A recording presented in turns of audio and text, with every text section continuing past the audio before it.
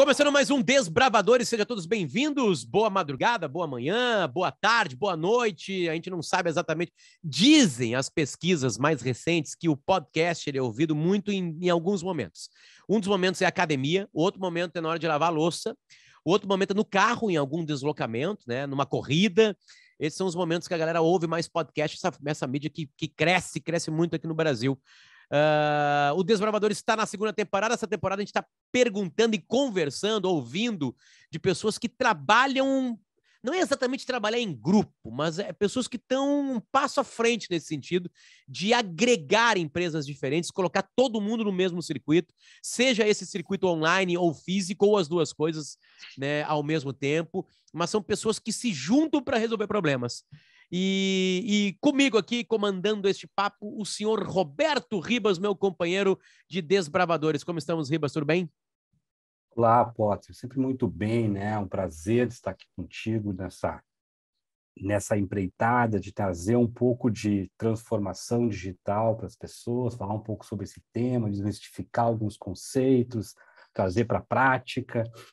E nessa temporada a gente tem falado, né, como você disse, sobre ecossistemas, sobre colaboração, sobre ambientes que facilitam a troca de ideias e amplificam a capacidade de inovar.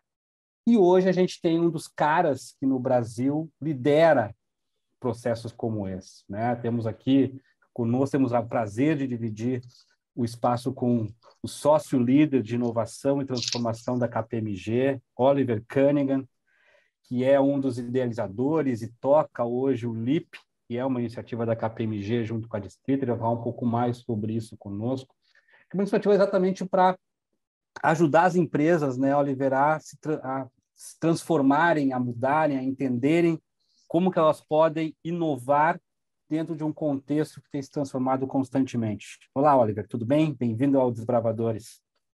Bom dia, boa tarde, boa noite, como disse nosso querido anfitrião ali, o nosso outro anfitrião. E se o cara estiver na academia, não está treinando forte o suficiente. Ó. Não tá. Boa observação. Boa observação. Você está correndo na rua, também tem dificuldade de ouvir, né? Olha, já é um mais problemático, né? Enfim, Oliver, a primeira questão, quase essa pergunta é obrigatória nossa, tá? Uma coisa é nascer inovador, e a outra coisa é estar existindo e, de repente, todos os... porque a inovação, ela sempre existiu, as empresas começaram inovando, né? Mas a outra coisa é transformar a inovação como numa coisa natural. Tipo assim, não é o setor de inovação. Não, todos os grupos de trabalho da minha empresa são inovadoras. Tu sente nas empresas mais antigas, digamos assim, uma dificuldade de compreender isso, de que o mundo mudou nesse sentido, de que a inovação tem que fazer parte naturalmente, como se fosse, sei lá, como se uma empresa física precisasse ter, sei lá, corredores e banheiros e paredes, uma sala de reunião. Sente alguma dificuldade nas empresas de entender isso? Essas empresas mais antigas, essas cabeças mais antigas? Eu vou te dizer o seguinte, essa é uma dicotomia bastante clássica, né? Tanto que a gente separa esses dois grupos, eles têm nome. De forma genérica, são os incumbentes e os insurgentes. Tá? O incumbente está lá. Quem é o incumbente clássico? O incumbente é aquele cara que, em algum ponto dos últimos 100 anos, nasceu e vem evoluindo um modelo de negócio e um modelo operacional fundamentalmente calcado nas regras que foram estabelecidas na Revolução Industrial. Tá? Escala por custo unitário cada vez menor, então, especialização de atividades. O modelo que a gente viu quando jogaram os teares fora e começaram a botar as máquinas, certo? Isso se replicou, inclusive, nas estruturas administrativas, né? Tanto que você tem o famoso modelo de operações em silo, né? Marketing faz marketing, vendas faz vendas, finanças faz finanças, logística faz logística, todo mundo organizadinho numa cadeia. Então, esse é o modelo que nos serviu maravilhosamente bem. Não estaríamos com o problema bom que temos hoje se não tivesse sido esse modelo. É importante salientar isso. Não é que era ruim, não. Era o que atendia às regras competitivas estabelecidas naquele momento, lá na virada do século anterior, né? Ou anterior àquele, ao último.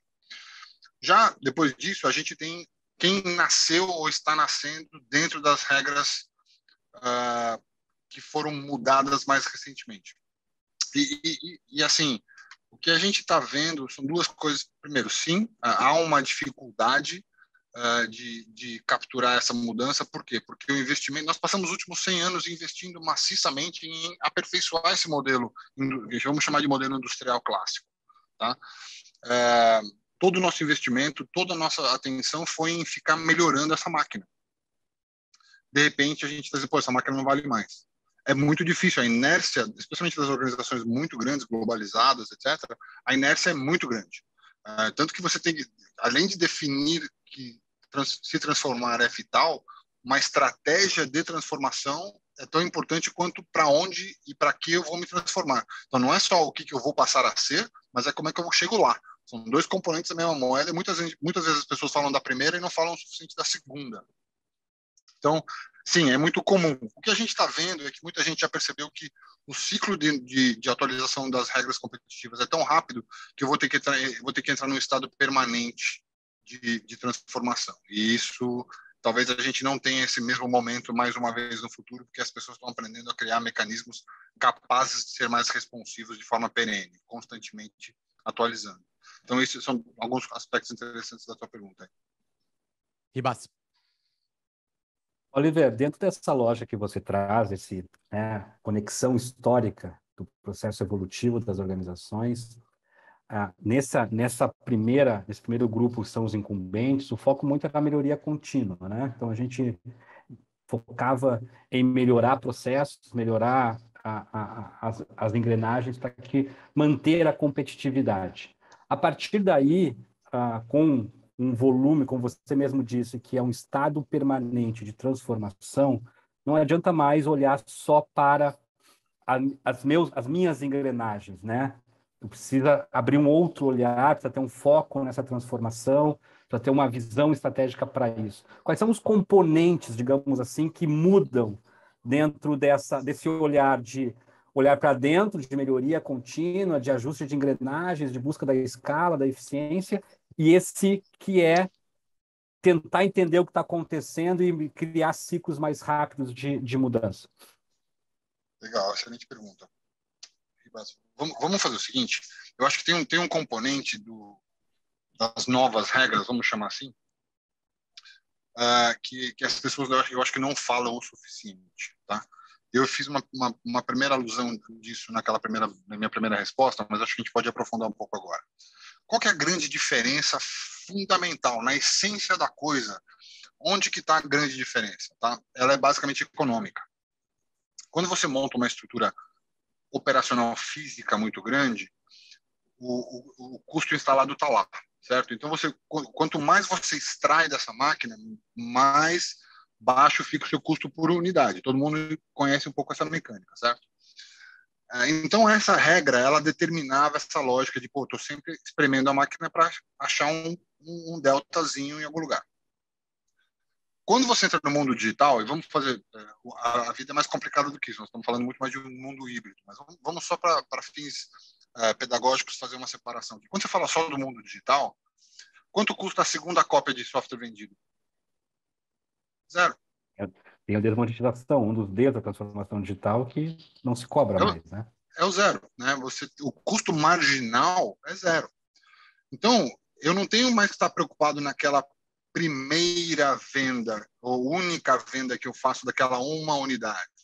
Eu preciso focar em quanto tempo eu consigo manter aquele cliente engajado no meu sistema refazendo compras. Então, eu saio de uma mentalidade de fazer uma venda unitária para uma mentalidade de renovação contínua. E a hora que eu faço esta simples transição, então, para mim, o motivador fundamental mais essencial é esse. Mas na hora que eu operacionalmente faço essa troca de vender uma vez só para ter uma relação contínua e assim o valor daquele cliente para mim no tempo cresce, quanto mais tempo ele está comigo, mais ele vale, porque eu não tenho mais o custo unitário dele, eu tenho que saber quanto ele custa para entrar no meu sistema, o famoso CAC, que é o custo de aquisição de clientes, e o tempo de vida que ele tem comigo. A hora que acontece isso, o meu sistema operacional muda. E por que ele muda? Como ele muda? Se eu tenho que manter ele comigo o mais tempo possível, a minha relação com ele tem que ser muito próxima. Eu tenho que ser capaz de entender como ele me usa né? Como ele usa o meu produto ou o meu serviço naquilo que ele está tentando fazer, como aquilo está mudando no tempo e como eu me insiro de forma valiosa naquela missão. Isso é um trabalho constante. É um trabalho constante de mais de uma pessoa. É o cara que trouxe o meu cliente, então é o marketing. É o cara que botou ele para dentro do sistema, que é o cara de vendas. É o cara que está fazendo ele ser bem sucedido com o meu produto, que é o cara de customer success. É o cara de logística, às vezes, que tem que fazer a entrega na ponta final. Todo mundo está num loop muito, muito mais integrado. O desafio operacional disso é gigantesco. A boa notícia é que o digital se empresta muito bem para essa missão, né? Se eu monto a estrutura adequadamente, eu tenho uma fluidez de dados muito mais integrada, eu consigo o comportamento do meu cliente está sendo muito mais fácil de eu acompanhar, porque ele está se relacionando comigo através de algum canal digital, então eu consigo quase que em tempo real, se eu estiver preparado para isso, acompanhar, entender o que está funcionando e o que não está, e agir de forma muito rápida nisso, né? Ou seja, tanto marketing, vendas, customer success, produto, tecnologia, tem que estar num loop super integrado. E é aí que a gente vê a grande diferença e a ruptura do modelo industrial. Este não é mais o modelo industrial. Agora nós estamos falando de um modelo pós-industrial nativamente digital. E essa transição é muito difícil, dada aquela inércia que eu mencionei para o Luciano na primeira pergunta. Tem a inércia e tem o apego, né? Porque, querendo ou não, você, quando constrói grandes imobilizados, grandes estruturas, você quer buscar eficiência máxima nessas estruturas, naquele modelo, naquele investimento que você fez. Mesmo que você entenda que aquilo ali não necessariamente vai te trazer... Quando você está ali apegado a um modelo de negócio que foi investido por muito tempo, que foi investido muito dinheiro também, né? Além disso, uma percepção muito grande do tamanho do risco dessa transição, porque minhas pessoas não sabem fazer isso, os meus sistemas não foram desenhados para isso, os meus processos não foram desenhados para isso, eu simplesmente não sei fazer. Portanto, o risco associado a essa transição é gigantesco. Alguém quebra na transição, Oliver, ou alguém quebra sem fazer a transição? Onde mais se quebra? Não. Cara, o cemitério organizacional está mais populado por aqueles que leram o sinal errado. Então, eu não fiz o que eu tinha que fazer. Alguns quebram na transição, mas está mais condenado aquele que não tentou. Tá, então, deixa eu trazer o Lipe aqui, tá? São milhares e milhares de startups que estão ali a um botão de ti. Sei lá, tu é o Boninho, né? E tu tá ali com todas elas e, opa, aqui eu posso trazer essa aqui para resolver isso aqui. Então, o teu dia a dia, eu imagino, deve ser lidar com quem nasceu. Se eu tô chamando de startup, ela é recente, né? Eu queria que tu avançasse, Oliver, e já nos dissesse, porque agora tu acabou de falar assim, olha, quem tá no modelo da Revolução Industrial ficou para trás, beleza? É isso aí, tem gente se renovando e conseguindo. Tava gravando agora há pouco um outro podcast sobre a renovação da Versátil. O que a Versátil fez? Vem um super grupo lá, compra os caras, mas ao mesmo tempo tem que ter um talento para fazer, mas aí é o mundo da moda, é uma outra coisa. Então tem gente preocupada, tem gente que botou dinheiro, tem gente que fez a marca renascer. Aí tava ela lá no corpo da Dua Lipa, no Grammy, e isso é um absurdo. Beleza. Mas essa gurizada, vou chamar de gurizada, tá? Das startups. Onde que elas já estão errando? Olha? Vamos pegar os erros de quem quebra, hackeia de alguma maneira o jeito que se fazia negócio e aonde que elas começaram a errar. Porque tem uma galera de startup que nos escuta. Onde que já começaram a errar? Cara, tem alguns problemas clássicos, inclusive um dos grandes pensadores desse espaço, ele chamava esse espaço de casmo, né? Quer dizer, é o espaço entre eu nascer como uma grande ideia e depois conseguir escalar como uma grande empresa, como uma empresa que cresce já num estágio novo. Tem algumas coisas aí. Primeiro, talvez a razão mais básica de todas eu crio uma coisa que eu acho muito legal, mas ela não resolve um problema de gente o suficiente. Eu crio uma solução que não tem gente o suficiente que compartilha desse problema. Então, muita gente apaixonada pela solução e não pelo problema. Eu acho que esse tanto que virou até chavão do mundo de startup, né? Apaixone-se pelo problema e não pela solução. Você tem que estar disposto a jogar lá fora, porque o problema permanece, a solução pode mudar muito tempo, né? Quando é que a gente ia imaginar que o setor de transporte ia estar competindo com o Zoom, por exemplo, e não com o concorrente outro que tem a marca de outro transporte, né? Esse é o tipo de elasticidade plasticidade mental que você precisa pensar no ambiente competitivo. Esse é o primeiro. O segundo deles é, eu estou fundeado errado.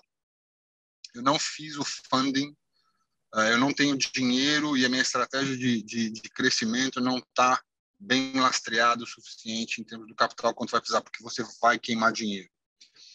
Por que você vai queimar dinheiro? E aí eu traria a peça 3. A peça 3 é o meu modelo operacional e eu vou dar destaque, além daquela engrenagem integrada ali entre produto e crescimento que a gente estava mencionando, as pessoas ainda acham que tecnologia é uma coisa só, né?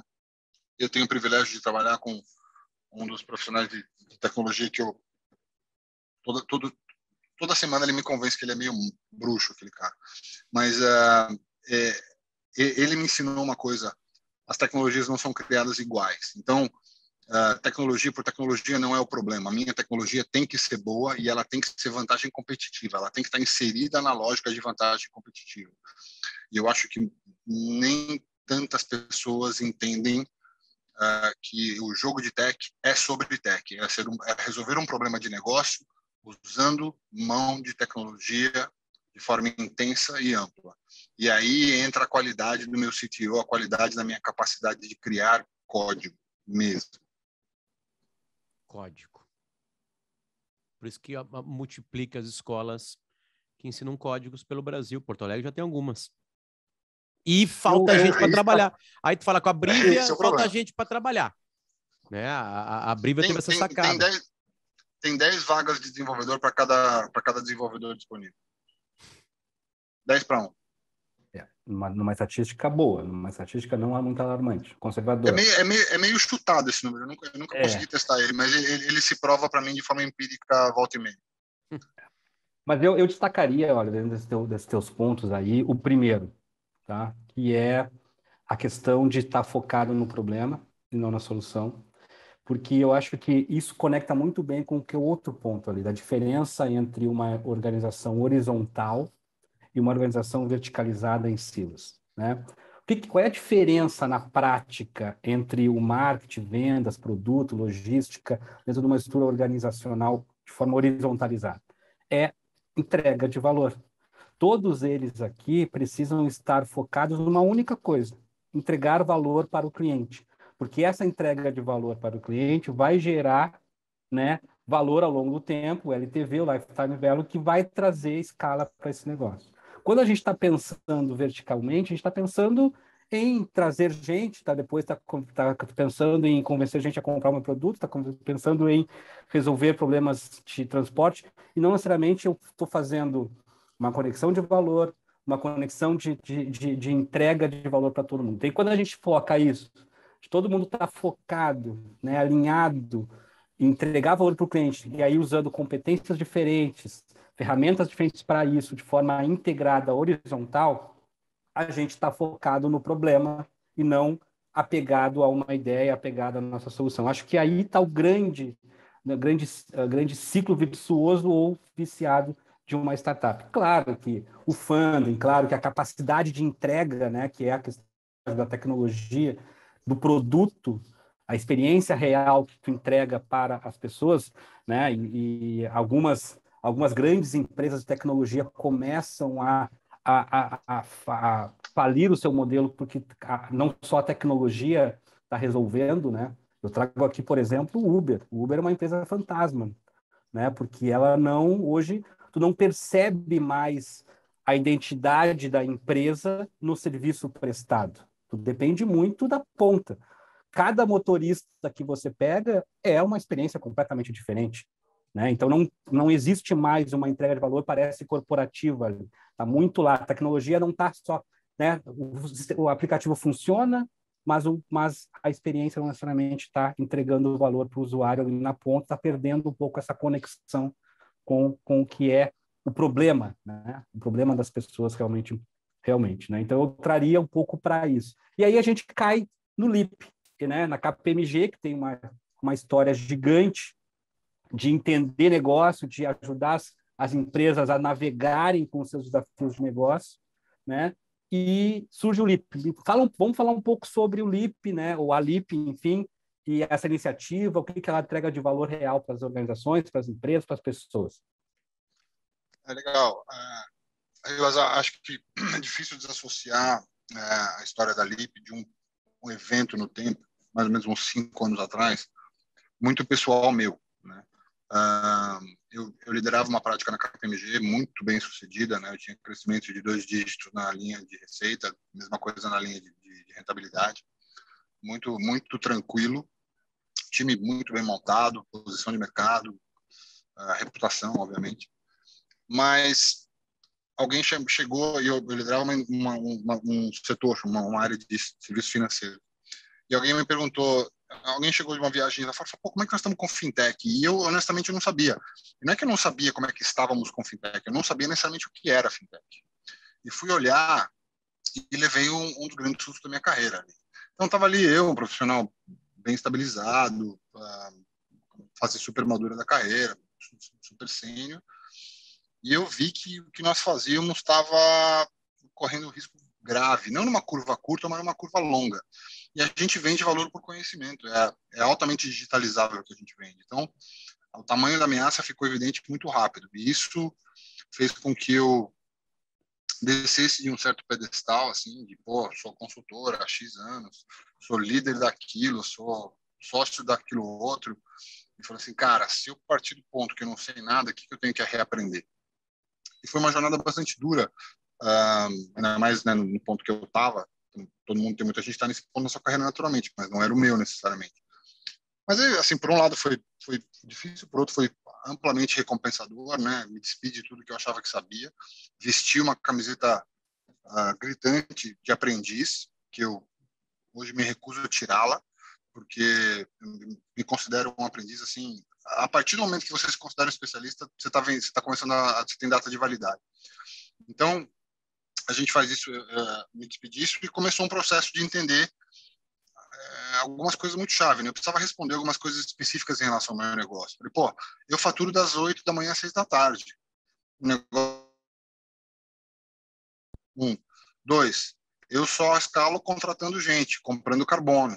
Pô, os caras só escalam metendo silício nisso daí, né? Comprando espaço na nuvem. Falei, cara, meu negócio não está muito azeitado para essa escalabilidade necessária, né? E aí começou um processo de estudar. A gente percebeu o tamanho que a transformação tinha, não só para nós, mas todos os nossos clientes. E nasceu uma premissa básica: ninguém tem dinheiro e tempo para fazer tudo sozinho. Então a gente abraçou de forma muito agressiva o modelo de inovação aberta. Inovação aberta tem o potencial de encurtar ciclos, porque você aprende a pegar emprestado, a colaborar, a co-criar de forma muito mais agressiva, o que acelera curvas e otimiza o seu CAPEX. Você investe naquilo que realmente você sabe fazer e começa a jogar junto de forma muito mais amarrada. E a LIP nasceu com esses conceitos, então, de criar um vetor de escalabilidade digital pura para a KPMG, de otimizar a nossa curva, não só nossa, como nossos clientes, para colocar isso a serviço do mercado, então, casar com o ecossistema, por isso que a Distrito é tão importante na equação. Tínhamos um alinhamento de como, nessa época, outras iniciativas de hubs estavam nascendo no Brasil, mas era uma visão que a gente chama de curralzinho. Eu tenho 200 startups, eu tenho 300 startups. A gente falou assim, pô, cara, 200, 300 startups não faz verão de ninguém. Só no Brasil são 13 mil, no mundo é incontável. Então, a gente passou por um processo de olhar o ecossistema de forma muito mais lógica do que física. A Distrito já fazia um trabalho muito forte de entendimento do ecossistema como um todo. A gente se juntou a essa iniciativa, e nós temos também tentáculos internacionais. A gente tem alianças fora do Brasil que funcionam da mesma forma que a Distrito. Então, quando um cliente trabalha com a gente mostra, a gente usa o ecossistema não apenas para ter ideias mais ricas, fazer um pouco do exercício da arte do possível, a arte do impossível, olhando para o ecossistema, que enriquece demais o processo, mas também olhando aquilo como 2 potes gigantes de Lego, tanto nacional quanto internacional, de como é que a gente pode juntar essas peças e criar algo rápido. Então, assim, o nosso turnaround de criar um produto digital é 3, 4 meses para lançar um troço robusto. Alguns projetos nossos botaram código no mercado em 3 a 4 meses. Claro que aí é o processo de MVP e de evolução, mas de novo, é questão de velocidade. né? Ninguém tem tempo para fazer tudo sozinho. Só para lembrar então, que... essa é um pouco...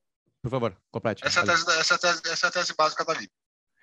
Só para quando se foi falado da Distrito, a gente tem um papo aqui com o Gustavo, né, o Gustavo Araújo, nos episódios aqui atrás, né, explicando a Distrito aqui. Então, quem chegou aqui por causa do Oliver, saiba que também tem um papo sobre a Distrito.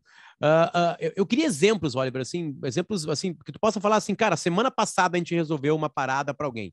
O problema era esse e a solução encontrada foi essa. A gente juntou essa e essa startup, ou esse trabalho, e resolvemos rapidamente. Claro, não precisa citar nomes, né? Mas, assim, pelo menos dizer para a gente qual era o problema e como foi resolvido. Eu tenho um caso que é um caso que o cliente me autoriza a falar, que é um que eu uso para explicar muito legal, até porque ele é um dos casos mais antigos que a gente tem, e a gente está com o cliente até hoje já numa fase super avançada, então eu posso contar ali toda a evolução.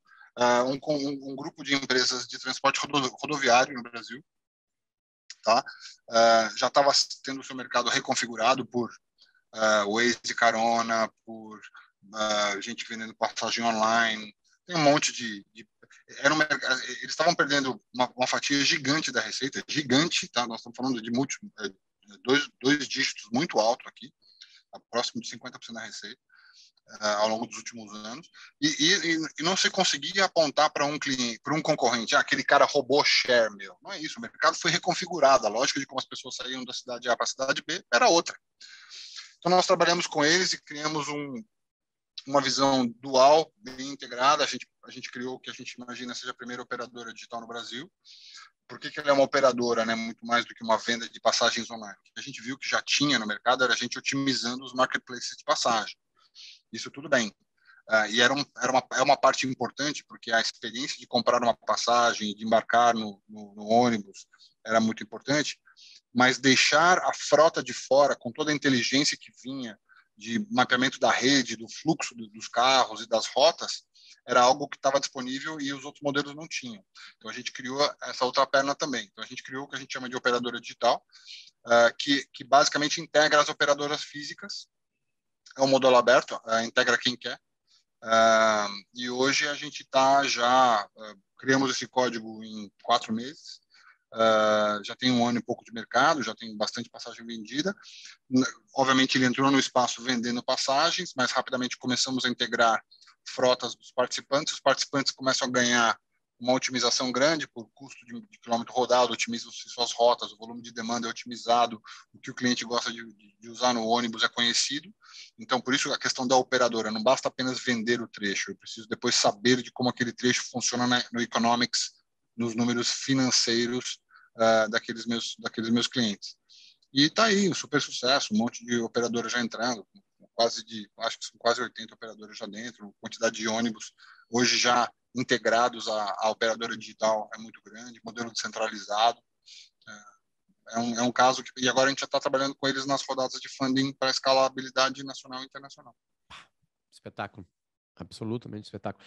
Ainda mais quando fala assim, olha, não tem um inimigo. O inimigo é outra coisa, né? Tipo assim, não é uma outra empresa que botou ônibus novo, né, que está cobrando mais barata a passagem. Na verdade, a galera está se movimentando diferente. É mágico isso, é mágico. Esse é o grande... Aqui eu vou aproveitar esse teu ensejo, Luciano, se você me permitir, para talvez transparecer e colocar para fora a minha maior frustração de trabalhar nesse mercado. Quando as pessoas não conseguem fazer essa transição do modelo industrial para o pós-industrial, a discussão fica em termos de automação. Como é que eu vendo essa passagem mais barata? O meu modelo de estratégia é como é que eu ataco aquele concorrente que eu já conheço naquele mercado onde eu já me posiciono. E o mundo digital ele exige um pensamento completamente diferente, e isso é muito mais raro. Tá todo mundo pensando em pegar a lagarta e fazê-la mais forte ou mais rápida, e não entendendo que ela tem que virar uma borboleta. Lindo. Eu acho que esse é um ponto bem importante. Nós falamos bastante sobre isso aqui já, Oliver, nos outros episódios, que é a diferença, né, da digitalização, ou seja, de colocar a tecnologia, um processo que já existe, e aí, de novo, é a busca pela melhoria contínua, a busca pela eficiência, é melhorar a máquina do que a transformação digital mesmo, que é uma mudança de cultura, uma mudança de forma de fazer, de entender aonde que eu consigo entregar valor, aonde não.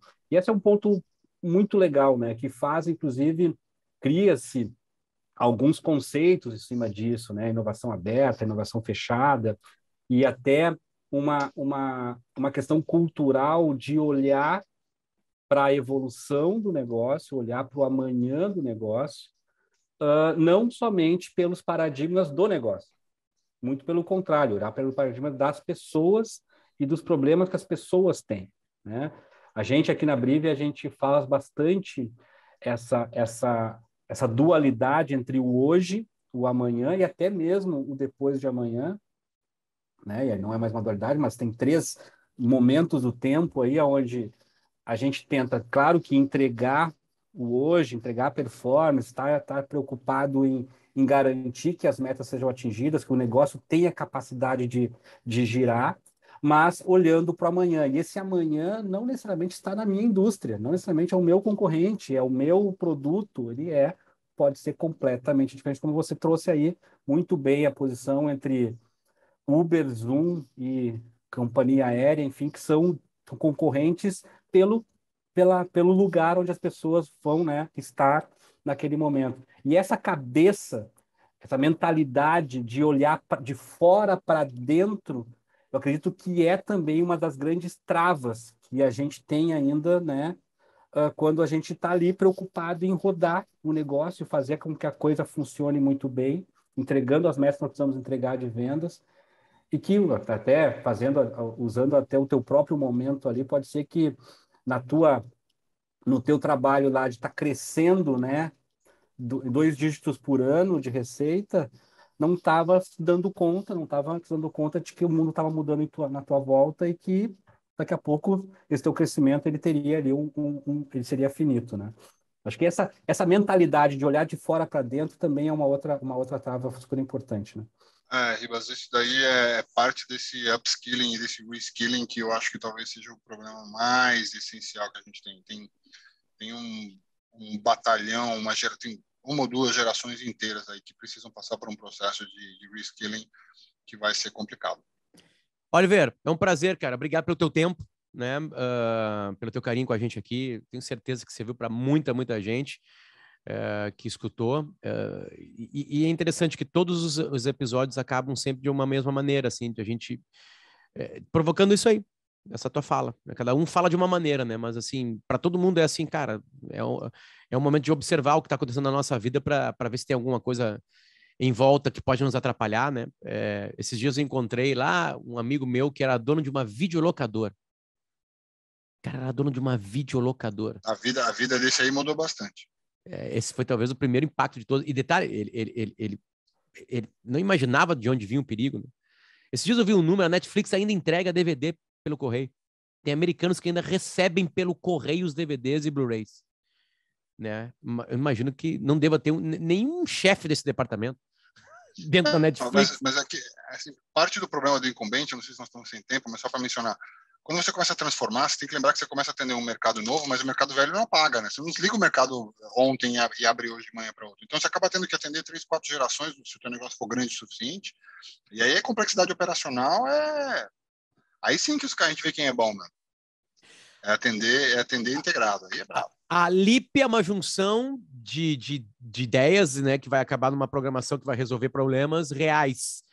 E o próximo passo, Oliver, o que vai ser? O que vocês já imaginam? O que pode ser o Zoom de vocês se vocês fossem a Varig, digamos assim? Eu estava conversando com o pessoal. Tem medo de quê? Com o pessoal da Distrito hoje, né? Não é nem medo, eu acho que é uma oportunidade. Eu já não tenho, eu superei essa questão de o próximo é ameaça e eu normalmente eu tenho abraçado mais como o próximo é oportunidade, caso você detecte ele cedo o suficiente. Então, assim, eu acho que aqui, Luciano, o ponto é, todo mundo tem que fazer, não tem gente o suficiente se perguntando o que eu não tá vendo, o que eu não sei, onde eu tô errado. As pessoas não são humildes o suficiente. Eu acho que essas 3 coisas têm que estar no dia a dia de cada homem de negócio, tem que ser uma humildade absoluta aí. E o que eu acho que vai acontecer, e uma das coisas que tem me chamado a atenção, eu acho que vão acontecer projetos de transformação descentralizada. Uma coisa é você falar sobre transformação centralizada, uma linha de transformação de uma organização. O ponto, cara, é que a transformação daquela área é diferente daquela outra área, às vezes, muitas vezes ligado a uma visão comum, mas os problemas nas micro jornadas são muito distintas. E a gente está criando plataformas, a visão de plataforma já para dar suporte para as organizações fazerem essa transformação de forma descentralizada, ou seja, que a macro jornada seja desmontada em micro jornadas integráveis via tecnologia. É bem legal. Que legal. Um abraço para a turma da LIP, um abraço para a turma do Distrito e obrigado pelo teu tempo com a gente aqui. Volte sempre. Imagina, um grande prazer. Ribas, um grande abraço para você, meu querido. Um grande abraço. E, né, eu acho que o Orvis trouxe a mensagem do meu Orvis mais importante que o Orvis trouxe hoje é: todo mundo que está escutando esse podcast tem muito que aprender ainda, não sabe nada. Ninguém sabe tudo que precisa saber. E se achar que sabe alguma coisa, precisa aprender. A única vantagem... Vai vencer. As coisas vencem muito rápido. A única vantagem que eu e o Ribas temos é que a gente participou da gravação antes da galera que está escutando. Então a gente escutou antes. Valeu, gente. Um beijo para todo mundo. Tchau, tchau. Até mais, valeu. Tchau, pessoal. Um abraço.